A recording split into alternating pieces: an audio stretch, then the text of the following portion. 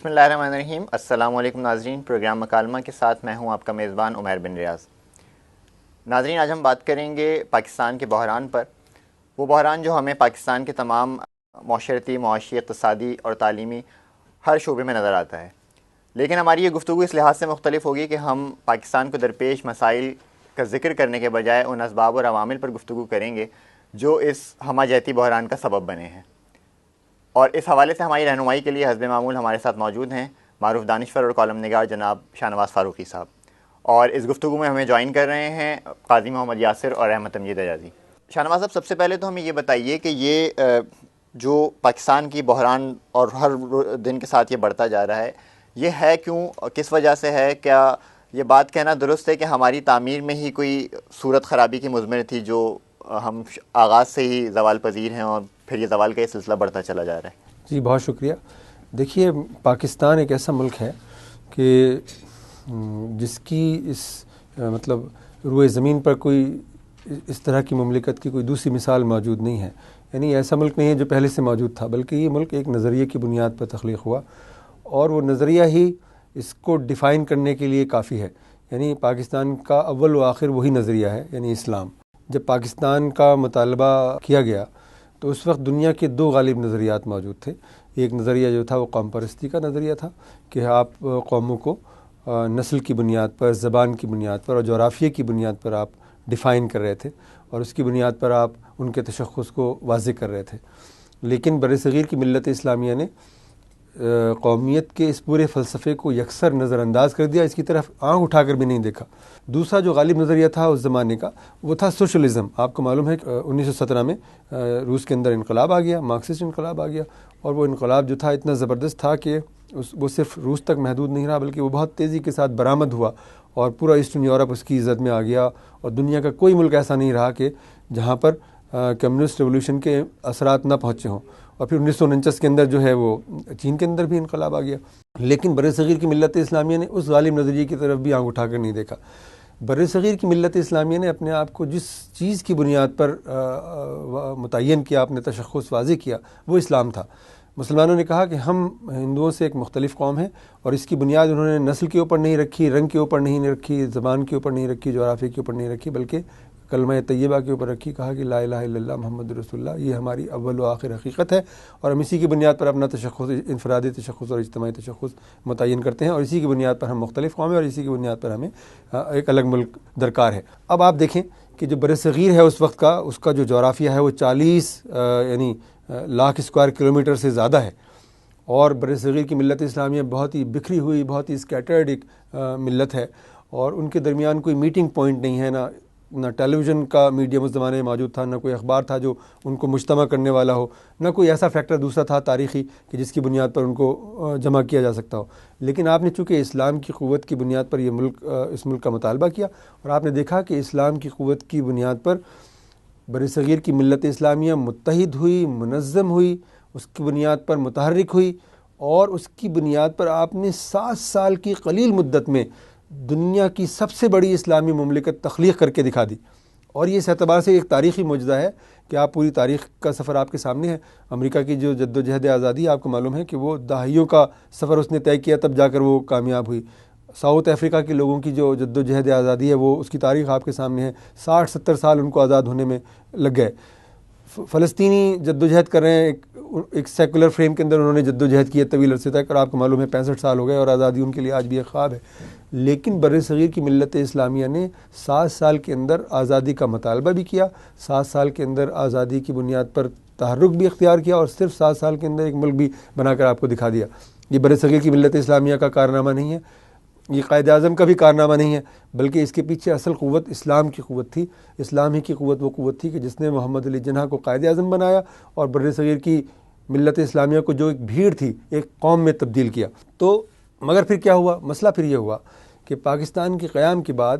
آپ کو معلوم ہے کہ جو حکمران طبقہ پاکستان کو فراہم ہوا وہ اسلام کے ساتھ کمیٹڈ نہیں تھا، اور اسلام کی قوت کو اس نے شعوری طور پر نظر انداز کرنا شروع کیا۔ اسلام کو اس نے شعوری طور پر پس منظر میں دھکیلا، ریاستی امور سے اس کا اخراج کیا، اور ایک ایسی فضا پیدا کی کہ جس میں اسلام کا نام لینا بھی دشوار ہو جائے۔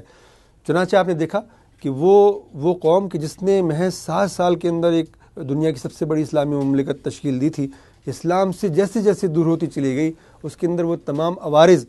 جن پر کہ اس نے قابو پا لیا تھا اور قابو پا کر اس نے ملک تخلیق کیا تھا، وہ اس کے اندر اود کر آئے۔ اور پھر 1947 سے 1970 تک کتنے سال بنتے ہیں؟ 24 سال بنتے ہیں۔ 24 سال میں آپ کا ملک جو ہے دو لخت ہو گیا، دو ٹکڑے ہو گیا، مشرقی پاکستان ہم سے الگ ہو گیا۔ وہ تمام تعصبات جن پر ہم نے اسلام کی مدد سے قابو پایا تھا، صوبائی تعصبات، لسانی تعصبات، وہ ابھر کر سامنے آئے۔ عدل کا وہ تصور کہ جو پاکستان کی تخلیق کی ایک قوت محرکہ تھا وہ فنا ہو گیا۔ آپ نے مشرقی پاکستانی لوگوں کے ساتھ بے پناہ زیادتیاں کی، اقتصادی زیادتی کی، سیاسی زیادتی کی، ہر طرح کی زیادتیوں میں آپ نے ان کو مبتلا کیا۔ اس کا نتیجہ یہ نکلا کہ ملک ٹوٹ گیا۔ اسلام کی وہ قوت کہ جو آپ کی تعمیر کے لیے صرف ہوئی اور اس نے معجزہ کر کے دکھایا، وہ قوت اس سے آپ دستکش ہو گئے اور ان عوارض کا شکار ہوتے چلے گئے کہ جن میں کہ آپ اس وقت مبتلا ہیں۔ تو اسلام کی قوت سے آپ کا دستکش ہو جانا پاکستان کی تاریخ کا سب سے بڑا سانحہ ہے، اور وہ ان تمام عوارض کی راہ ہموار کرنے والا ہے جس میں کہ آپ پاکستان کی قوم کو اس وقت آپ مبتلا دیکھتے ہیں۔ تو یہ بتائیے کہ یہ پھر اتنی تیزی سے زوال کیوں کر ہوا؟ مثلا 24 سال کے اندر اندر دو لخت ہو جانا، تو اس وقت ہماری مثلا تربیت میں کوئی پرابلم تھی، کوئی خرابی تھی، جو بہت عارضی سا ابال تو نہیں تھا کہیں وہ اسلام کے نام پہ کہ وہ 7 سال کے اندر ملک حاصل کر لیا اور اس کے بعد 24 سال کے اندر اتنا بڑا زوال آیا کہ وہ گنوا بھی بیٹھے؟ جی، اس کا یہ پہلو بہت اہم ہے کہ آپ نے اسلام کو نعرہ تو بنا دیا، یعنی بہت کامیابی کے ساتھ آپ نے نعرہ بنایا اور اس کی بنیاد پر آپ نے پوری ملت اسلامیہ کو منظم کر دیا، متحد کر دیا، متحرک کر دیا، یہ کام تو ہو گیا۔ لیکن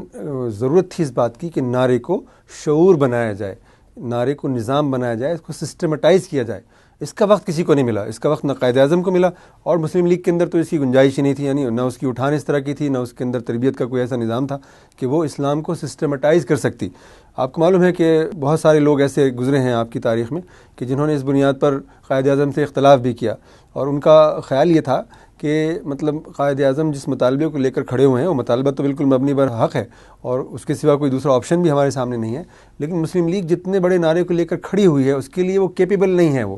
مطلب اس کے اندر وہ علمی یا اخلاقی مطلب گنجائش نہیں ہے، وہ اس کی تربیت کا اس طرح کا نظام نہیں ہے کہ وہ اس نعرے کے جو تقاضے ہیں اس کو پورا کر سکے۔ اور آپ نے دیکھا کہ جیسے ہی قائد اعظم رحمۃ اللہ علیہ جو ہے اس دنیا سے رخصت ہوئے،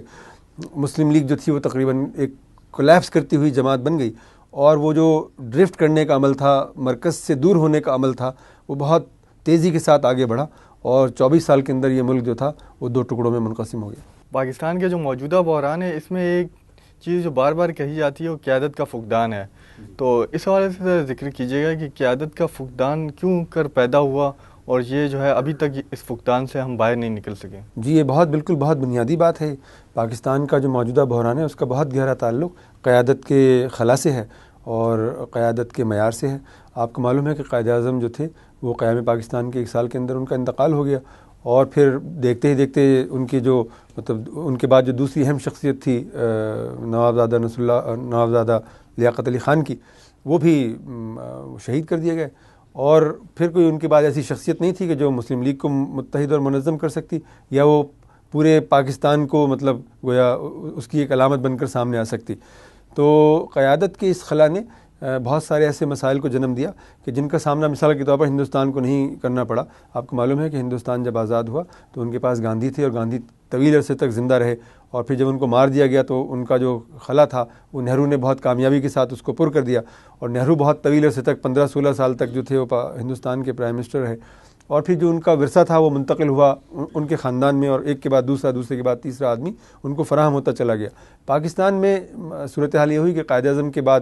لیاقت علی خان واحد شخصیت رہ گئے تھے، اور وہ 3-4 سال کے اندر وہ بھی رخصت ہو گئے، اور پھر پاکستان جو تھا وہ قیادت کے سنگین خلا سے دوچار ہو گیا، اور یہ خلا کبھی بھی ہماری تاریخ کے پورے اس سفر کے اندر کبھی بھی پر نہیں ہو سکا اس طرح جس طرح کہ اس کو پورا پر کرنے کا تقاضا ہے۔ ناظرین، یہاں ایک وقفہ لیتے ہیں، وقفے کے بعد گفتگو کا سلسلہ آگے بڑھائیں گے۔